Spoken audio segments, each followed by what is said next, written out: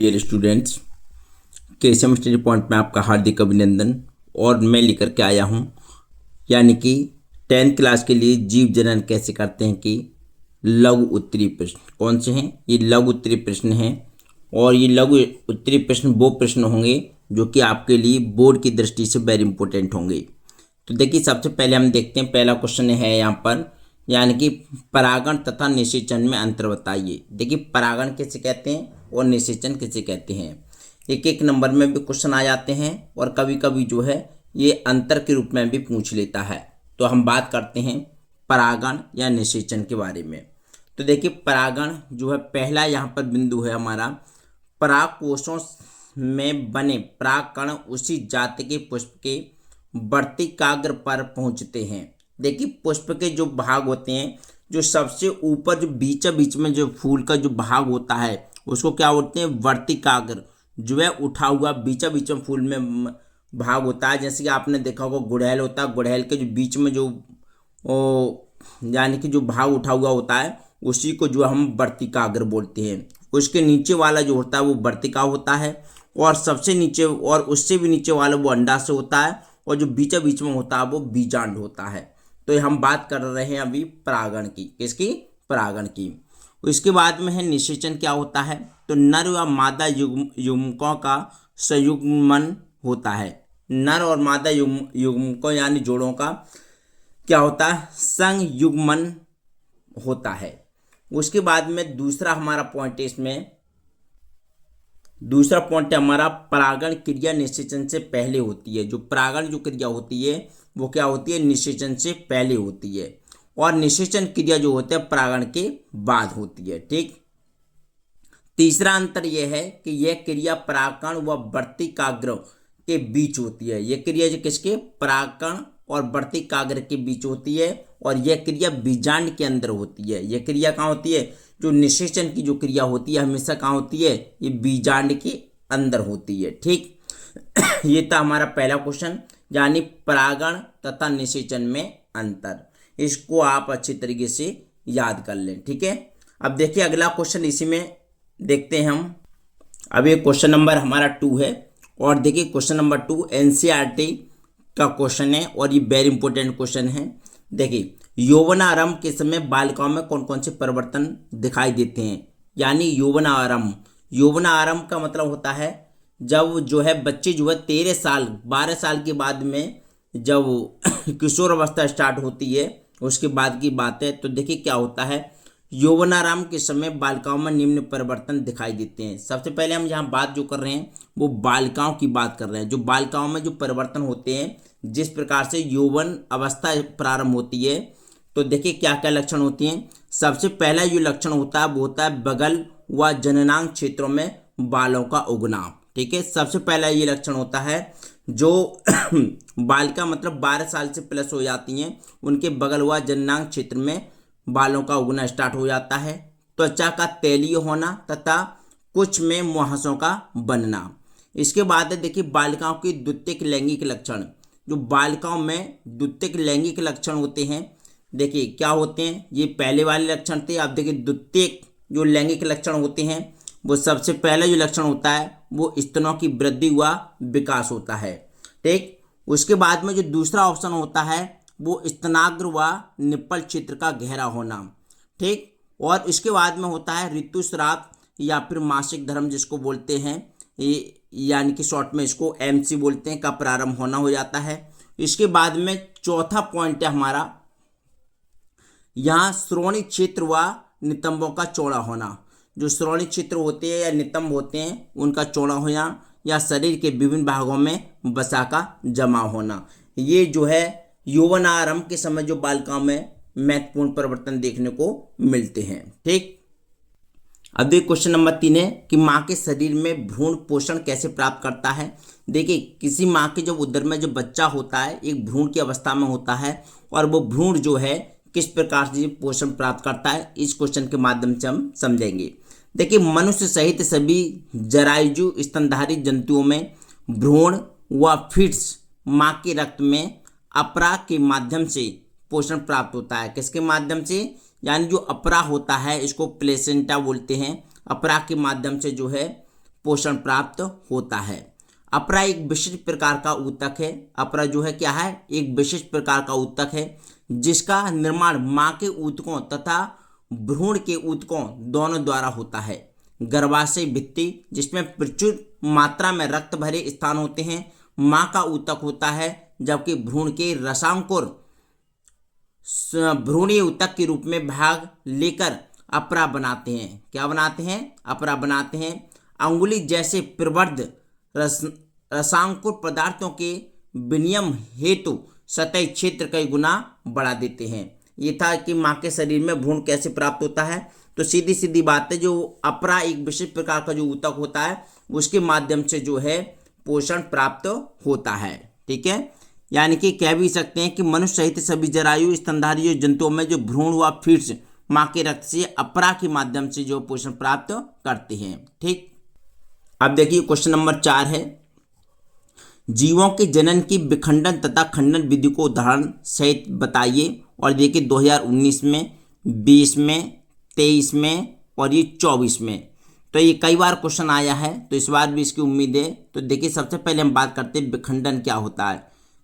विखंडन के बारे में बात करके, देखिए इसमें एक कोशिकीय जीव असूत्री विभाजन द्वारा विभाजित होकर 2 संतति जीवों का निर्माण करते हैं। कितने जीवों का, 2 संतति जीवों का निर्माण करते हैं। इसमें पहले केंद्रक विभाजित होता है, फिर कोसा द्रव्य का बंटवारा होता है, जैसे अमीबा है, जीवाणु है आदि में।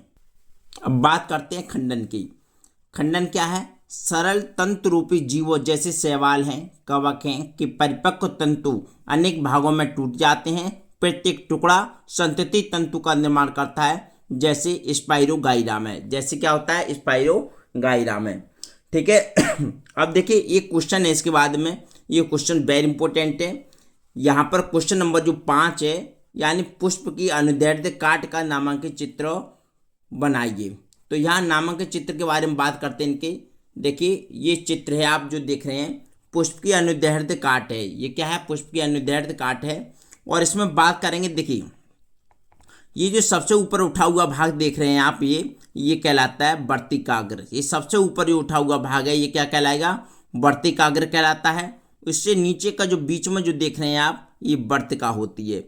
और इसके बाद में जो दिखाई दे रहा है इसकी तरफ, जो चारों तरफ जो है, और इसको बोलते हैं अंडाशय। क्या बोलते हैं इसको, अंडाशय बोलते हैं। और जो बीचों बीच में जो बीज के नुमा होता है इसको बोलते हैं बीजांड। क्या बोलते हैं, बीजांड। और जो बाहर की जो शाखा हैं इनको बोलते हैं बाह्यदल। क्या बोलते हैं इनको, बाह्यदल बोलते हैं। और ये जो बीच का हिस्सा जो है, इस पर सारी चीज़ें टिकी हुई हैं, ये इसको बोलते हैं पुष्पासन। क्या बोलते हैं इसको, पुष्पासन बोलते हैं। और ये जो अलग अलग हैं ये कहलाते हैं परागकोश। क्या कहलाते हैं, ये परागकोश कहलाते हैं। और पुतंतु, और जो इनकी जो टहनी जो दिखाई दे रही है ये इसको पुतंतु कहते हैं। और ये परागकोश और जो पुतंतु जो है, ये दोनों जो क्या होते हैं, हमारे पुंकेश्वर होते हैं। क्या होते हैं, ये पुंकेश्वर। दोनों को मिलाकर के क्या बनता है, पुंकेश्वर बनता है। ये हमारे, और ये जो देख रहे हैं नीचे को जो जा रही है, ये इसको पुष्पव्रत बोलते हैं, पुष्पव्रंत बोलते हैं इसको। क्या बोलते हैं, पुष्पव्रंत। ये थी पुष्प की अनुदैर्ध्य काट का नामांकित चित्र। कभी कभी आ जाता है, और तो आप जो है इसको इस तरीके से समझ करके और अच्छी तरीके से आप बना सकते हैं। एक बार प्रैक्टिस जरूर कर लें, जिससे कि आपको जो है आगे दिक्कत ना हो। देखिए ये क्वेश्चन हमारा 6ठा क्वेश्चन है, जनन से आप क्या समझते हैं, जीवों में जनन के प्रकार भी बताइए। तो देखिए जनन क्या होता है। देखिए ये सभी सजीवों का एक अति महत्वपूर्ण गुण है। जितने भी सजीव होते हैं जिनमें जान होती है, ये सभी का जो है जनन करना जो है सभी का एक महत्वपूर्ण गुण है। सजीवों में अपने जैसे जीव उत्पन्न करने की क्षमता होती है, और इसको ही जनन कहा जाता है। परंतु और पौधे सभी जनन करते हैं। जंतु और पौधे जितने भी होते हैं वो सभी जनन करते हैं। जनन की 2 प्रमुख विधियां हैं। जनन की क्या है, 2 प्रमुख विधियां हैं, जिनमें सबसे पहली है हमारी लैंगिक जनन। लैंगिक जनन क्या होता है, देखिए इसमें नर व मादा जनन कोशिकाओं के निषेचन से नया जीव उत्पन्न होता है। नए उत्पन्न जीव में माता व पिता दोनों के गुणों से अतिरिक्त भी कुछ नए लक्षण शामिल होते हैं। जैसे कि आपने देखे होंगे नए लक्षण होते हैं, जैसे इसमें हो गया, देखिए मानव लैंगिक जनन में मानव, कुत्ता, गाय, भैंस, शेर, पुष्पी पौधों आदि में लैंगिक जनन होता है। और इसके बाद में बात करते हैं अलैंगिक जनन की। देखिए लैंगिक जनन में सबसे पहले कौन, मानव, फिर कुत्ता, फिर गाय, भैंस, शेर या फिर पुष्पी जो पौधे होते हैं आदि में भी लैंगिक जनन होता है। इसके बाद में अलैंगिक जनन। अलैंगिक जनन क्या होता है, जब जीव की दैहिक कोशिकाओं से ही नए जीव का निर्माण हो तो उसे अलैंगिक जनन कहते हैं। देखिए बात समझो, बड़ी ध्यान से समझने वाली बात है। जब जीव की दैहिक कोशिकाओं से ही नए जीव का निर्माण हो तो उसे अलैंगिक जनन कहते हैं। ये अधिकांश पौधों तथा कुछ जंतुओं में होता है। ये किस में होता है, अधिकांश जो है किस में होगा, पौधों में होगा या फिर कुछ जंतुओं में होता है। ठीक, ये जनन कई विधियों से होता है, जैसे विखंडन, मुकुलन, द्विखंडन और या फिर कलम जनन आदि। ठीक है, आपने देखा होगा अलैंगिक जनन के मतलब उदाहरण में जैसे पॉपुलर होता है, पॉपुलर की लकड़ी को अलग अलग काट करके, जैसे गन्ने को काट करके हैं, ये सब जो है किसकी विधियां होती हैं, ये अलैंगिक जनन की विधियां होती हैं। इसके बाद में हम न्यू क्वेश्चन करते हैं। इसके बाद में क्वेश्चन नंबर 7 है कि मानव के वृषण के कार्यों का उल्लेख कीजिए। जो मानव के वृषण होते हैं उनके कार्यों का वर्णन देखिए क्या क्या होता है। सबसे पहला है, वृषण एक अंतःस्रावी ग्रंथि के रूप में भी कार्य करता है। जो वृषण होते हैं जो मानव में, वो एक अंतःस्रावी ग्रंथि के रूप में भी कार्य करते हैं। इसकी लीडिंग कोशिकाएं टेस्टोस्टेरोन हार्मोन्स का निर्माण करती हैं। यह पुरुषों में द्वितीयक लैंगिक के विकास व शुक्राणुओं के निर्माण में सहायक होता है। दूसरा है, यहाँ पर दूसरा पॉइंट है, वृषण प्रमुख नर जनन अंग है। जो वृषण जो होते हैं वो क्या है, प्रमुख नर जनन अंग होते हैं। इसका प्रमुख कार्य नर युग्मकों का निर्माण है, यानी शुक्राणुओं का निर्माण करना है मानव के वृषण के कार्य में। ठीक है, ये जो है 2 नंबर में क्वेश्चन आएगा और इस क्वेश्चन को अच्छे से याद कर लें। अगला क्वेश्चन है, परागकण की परिभाषा लिखी, विभिन्न प्रकार के परागण का नाम लिखी तथा किसी एक का वर्णन कीजिए। तो सबसे पहले हम समझते हैं प्रश्न नंबर 8 के माध्यम से कि परागण होता क्या है। तो परागण की सबसे पहले परिभाषा देखते हैं। देखिए परागण होता क्या है कि एक पुष्प के परागकण जब उसी जाति के पुष्प के वर्तिकाग्र पर पहुंचते हैं। वर्तिकाग्र मतलब सबसे ऊपर का जो बीच का हिस्सा उठा हुआ होता है उसको वर्तिकाग्र बोलते हैं।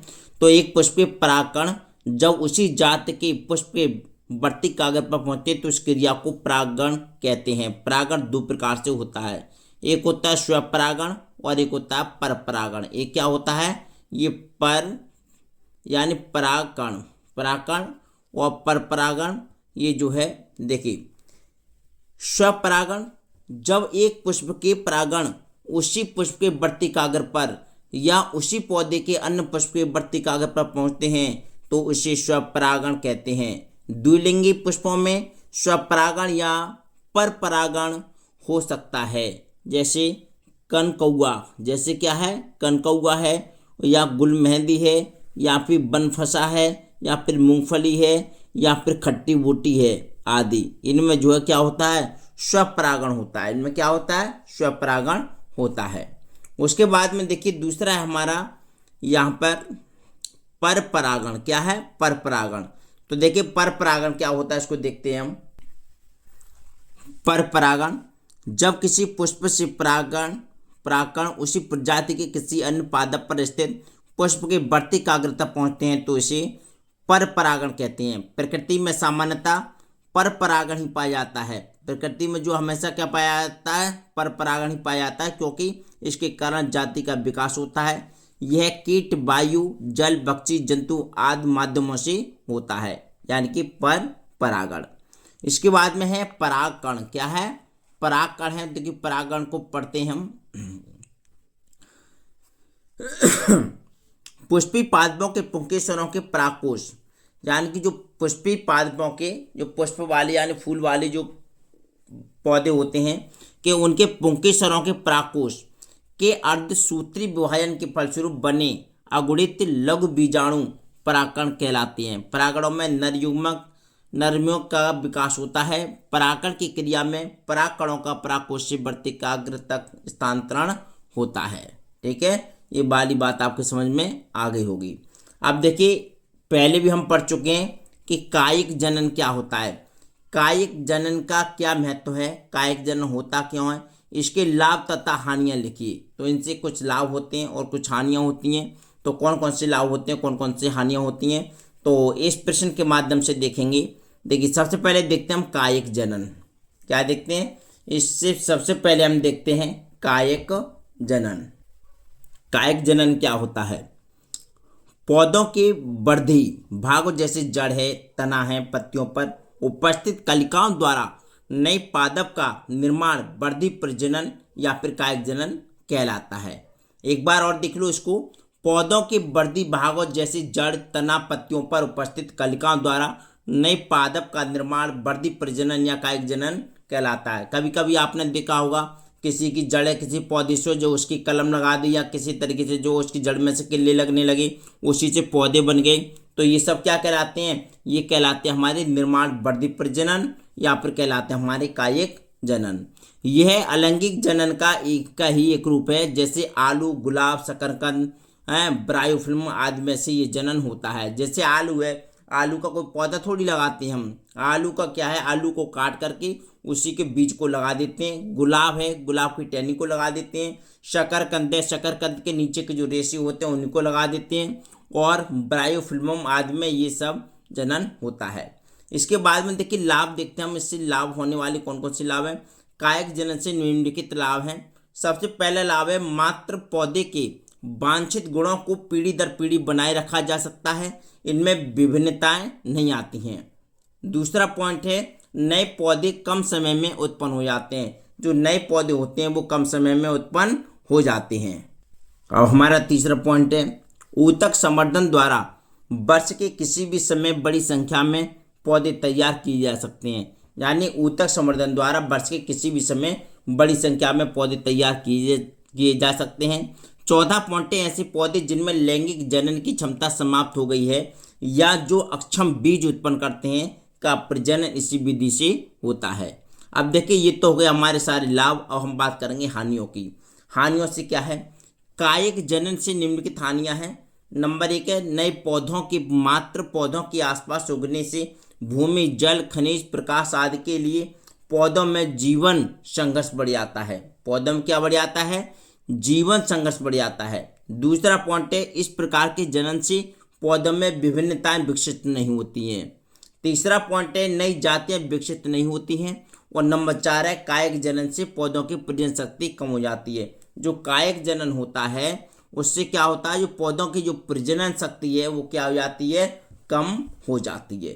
जो प्रजनन शक्ति क्या हो जाती है, कम हो जाती है। कायिक जनन से पौधों की प्रजनन शक्ति कम हो जाती है। अब देखिए हमारे बीच प्रश्न नंबर 10 है और प्रश्न नंबर 10 में हम 3 चीज़ें सीखेंगे। नंबर 1 मुकुलन, नंबर 2 विभाजन और नंबर 3 है पुनरुद्ध भवन। तो देखिए मुकुलन क्या होता है, सबसे पहले हम बात करते हैं मुकुलन की। मुकुलन कहते कैसे हैं या फिर बडिंग किसे कहते हैं, बडिंग, इसको पढ़ेंगे। तो देखिए मुकुलन होता क्या है, ये कवक जैसे यीस्ट यानी ईस्ट में अलैंगिक जनन की एक विधि है। यानी ये कवक जैसे ईस्ट में अलैंगिक जनन की एक विधि है। इसमें कोशिका से एक अतिवृद्धि निकलती है। जो कोशिका होती है, कोशिका से एक अतिवृद्धि निकलती है जो कि पृथक होकर नई कोशिका के रूप में विकसित हो जाती है। देखिए जैसे यहाँ पर चित्र के माध्यम से आप देख रहे हैं मात्र ईस्ट कोशिका। क्या है, मात्र ईस्ट कोशिका। ये होती है हमारी मात्र ईस्ट कोशिका। और इसमें बीच में क्या होता है, केंद्रक होता है। इसी तरह से बी होती है यानी दूसरी साइड वाली, इसमें होती है कलिका। इन दोनों के बीच में क्या होती है, कलिका होती है। इसी तरीके से हम नीचे बात करते हैं। नीचे का पार्ट है हमारा यानी कि कोशिका द्रव्य विभाजन यहाँ से होता है। केंद्रक ये है, इसमें सहित कलिका ये है और मात्र ईस्ट कोशिका ये है। और इससे नई पुत्री कोशिका ये हैं, जो नई पैदा होने वाली कोशिका वो ये हैं। तो देखिए कभी कभी हाइड्रा व अमीबा, हम सबसे पहले इनकी बात करते हैं। कभी कभी जो हाइड्रा व अमीबा आदि जंतुओं में भी मुकुलन द्वारा जनन होता है। यानी कि हाइड्रा में और अमीबा में किसके द्वारा, मुकुलन द्वारा जो है जनन होता है। देखिए इसका विभाजन है, जब एक जीव 2 या 2 से अधिक भागों में बंटकर नए संतति जीवों का निर्माण करता है तब वह जनन की विधि विभाजन कहलाती है। सामान्यतः जंतु में द्विविभाजन होता है, अमीबा, पैरामीशियम और प्लाज्मोडियम में ऐसा ही अलैंगिक जनन होता है। किसमें? अमीबा में, पैरामीशियम में और प्लाज्मोडियम में। इनको हम अलग अलग कर देंगे तो अलग अलग ही इनके जो है पैदा हो जाएंगे अमीबा। जैसे यहाँ पर दिखाया मात्र अमीबा ये है एक मरा हुआ, और केंद्रक का दीर्घकरण, और केंद्रक का दीर्घकरण क्या कर दिया, दोनों को अलग कर दिया, तो दोनों कैसे हो गए? अलग अलग हो गए। केंद्र का ये दीर्घकरण हो गया, केंद्रक और कोशिका द्रव का विभाजन हो गया। दोनों का विभाजन होने के बाद में दो पुत्री अमीबा कोशिकाएं पैदा हुई उसी से। अब देखिए बात करते हैं हम तीसरा जो पॉइंट है हमारा वेरी इंपॉर्टेंट है, और ये तीसरा वेरी इंपॉर्टेंट इसलिए है क्योंकि ये जो है एक ऐसे जीव से संबंधित है जो कि मानव के बीच रहता है। यानी कि इसमें एक एग्जाम्पल छिपकली का आएगा, जिसमें कि जो क्रिया है हमारी पुनरुद्ध भवन की, वो आपको सही से समझ में आ जाएगा कि पुनरुद्ध भवन होता क्या है। इसमें एक जीव छोटे छोटे कई टुकड़ों में बट जाता है तथा प्रत्येक टुकड़े से नए जीव का विकास हो जाता है। हाइड्रा प्लूनेरिया में पुनरुद्भवन को देखा जाता है। छिपकली की पूंछ का पुनः उगना भी ऐसे ही होता है। स्टारफिश में भी इसको देखा जा सकता है। यानी कि जो क्रिया हमारी जो है किसकी, यानी कि पुनरुद्भवन वाली जो है, इसमें सबसे अच्छा एग्जाम्पल जो है छिपकली का है। उसके बाद में हम देखेंगे क्वेश्चन नंबर 11। क्वेश्चन नंबर 11 क्या है? इसमें लैंगिक जनन किसे कहते हैं और अलैंगिक जनन किसे कहते हैं। ये भी क्वेश्चन जो है वेरी इंपॉर्टेंट है, और इसको भी अच्छे तरीके से आपको याद करना है और समझना है साथ साथ। देखिए लैंगिक जनन क्या होता है और अलैंगिक जनक क्या होता है। देखो दोनों जनन जो अलग अलग तरीके के होते हैं। लैंगिक जनन जो है इसको बोलते हैं सेक्सुअल है। आप देखिए यहाँ पर क्या है यानी कि इसमें नर व मादा युग्मकों का निर्माण होता है। जो लैंगिक जनन होता है इसमें नर व मादा युग्मकों का निर्माण होता है, और इधर देखिए इसमें जनन में युग्मक नहीं बनते हैं। जो अलैंगिक जनन होता है इसमें युग्मक की जरूरत नहीं पड़ती है, केवल युग्मक की जो जरूरत पड़ती है केवल लैंगिक जनन में पड़ती है। इसके बाद में दूसरा पॉइंट है युग्मकों का निषेचन होता है और जाइगोट बनता है। जो युग्मक होते हैं उनका क्या बनता है? निषेचन बनता है, और उससे क्या बनते हैं? जाइगोट बनता है। निषेचन नहीं होता है अतः जाइगोट भी नहीं बनता है। जो अलैंगिक जनन होता है उसमें ना तो निषेचन होता है और ना ही जाइगोट भी बनता है। तीसरा यानी कि पॉइंट हमारा, युग्मकों का निर्माण अर्धसूत्री विभाजन द्वारा होता है। जो युग्मक जो होते हैं उनका जो निर्माण है किसके द्वारा? अर्धसूत्री विभाजन द्वारा होता है, और अलैंगिक में ये जनन समसूत्री विभाजनों से भी पूर्ण होता है। चौथा पॉइंट हमारा, संतानों में माता पिता से अलग भी कई लक्षण आते हैं। लैंगिक जनन के माध्यम से संतानों में भी माता पिता से कई भी अलग लक्षण आ जाते हैं, और अलैंगिक प्रजनन है इस जनन से उत्पन्न संतानें पूर्णतः अपने जनक के समान ही होती हैं। तो ये थे हमारे जो है वेरी इंपॉर्टेंट क्वेश्चन, और आगे के क्वेश्चन जो है दूसरी वीडियो में बताएंगे, क्योंकि वीडियो नहीं तो ज़्यादा लंबी हो जाएगी। और ये वीडियो जरूर देखना, क्योंकि इसमें वो सभी बात आएंगी कि अलैंगिक और लैंगिक जनन क्या होता है, या मुकुलन किसे कहते हैं, विभाजन किसे कहते हैं, या पुनरुद्भवन की क्रिया क्या होती है। वो सारी चीज़ें आपको इसमें देखने को मिलेंगी। और इसके साथ साथ में वो सभी बातें मैंने आपको इसमें बता दी हैं कि एक जो है किशोर अवस्था में क्या क्या लक्षण होते हैं, चाहे लड़का हो चाहे लड़की हो, वो सारी बातें इसमें आपको बता दी गई हैं। अगर वीडियो आपको पसंद आई तो प्लीज़ वीडियो को लाइक कीजिए, कमेंट कीजिए, शेयर कीजिए। Thank you so much for watching this video. नमस्कार।